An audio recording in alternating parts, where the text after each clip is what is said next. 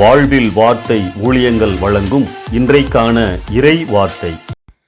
நம் ஆண்டவர் இயேசு கிறிஸ்துவின் இணையற்ற நாமத்தில் வாழ்த்துக்கள். இந்த நாளிலும் ஆண்டவருடைய பிரசன்னம் உங்கள் வாழ்க்கையிலே அதிகமாய் காணப்படுவதாக.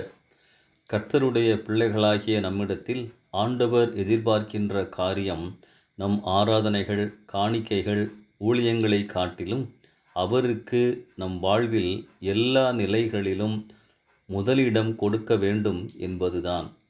உன் தேவனாகிய கர்த்தரிடத்தில் உன் முழு இருதயத்தோடும் உன் முழு ஆத்துமாவோடும் உன் முழு பலத்தோடும் அன்பு கூர்வாயாக என உபாகமம் 6:5 வாசிக்கிறோம்.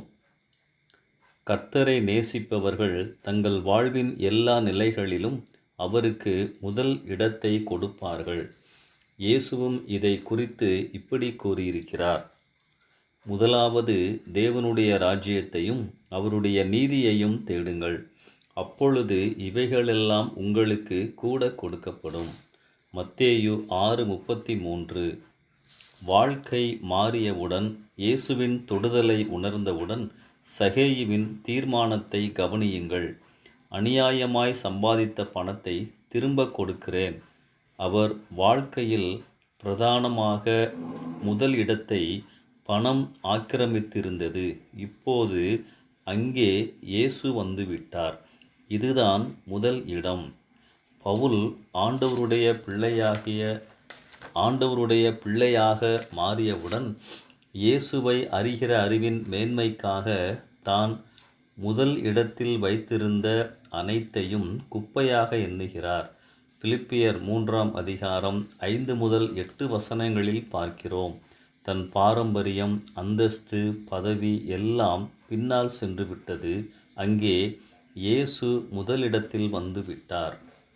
சீக்கிய மதத்திலிருந்து வந்த சாது சுந்தர் சிங் ஆண்டவரை ஏற்றுக்கொண்ட போது அவரின் வீட்டில் நிறைய பாடுகளை சந்தித்தார், அவமானப்படுத்தப்பட்டார். ஆனாலும் தன் விசுவாசத்தில் உறுதியாக இருந்தார். அவர் திருமணம் செய்யவிருந்த அந்த பெண்ணை அனுப்பினார்கள். நீ இயேசுவை விட்டுவிட்டால்தான் நான் உன்னை திருமணம் செய்து கொள்வேன் என அந்த பெண் கூறினாள். அப்பொழுது சாது சுந்தர் சிங் அந்த பெண்ணிடம், உடனே என்னிடம் இருப்பது ஒரே இருதயம், அதை ஏற்கனவே இயேசுவுக்கு கொடுத்து விட்டேன் என உறுதியாக கூறினார். வேதத்திலே வரும் சவுல், சாலமோன் ராஜா இவர்களெல்லாம் ஆண்டவர் அவர்களை உயர்த்தியிருந்தும் தங்கள் இருதயத்தில் அவர்களை உயர்த்தின ஆண்டவருக்கு அவர்கள் முதல் இடம் கொடுக்கவில்லை. தங்கள் விருப்பங்களுக்கே முதலிடம் கொடுத்து ஆண்டவரை விட்டு தூரமாகி போனார்கள்.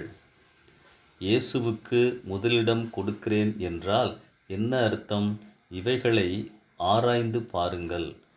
ஒவ்வொரு நாளையும் யாரோடு எப்படி நான் ஆரம்பிக்கிறேன்? எவைகளின் மேல் அதிக விருப்பமாய் இருக்கிறேன்?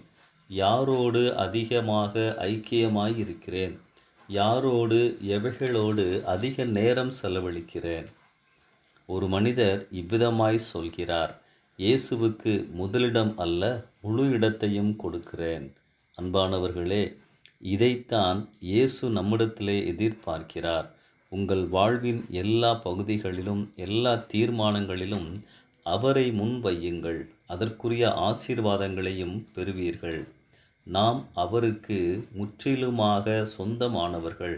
எனவே முதல் இடம், முழு இருதயம் இயேசுவுக்கே. இந்த சிந்தனையோடு இந்த நாளை ஆரம்பிப்போம்.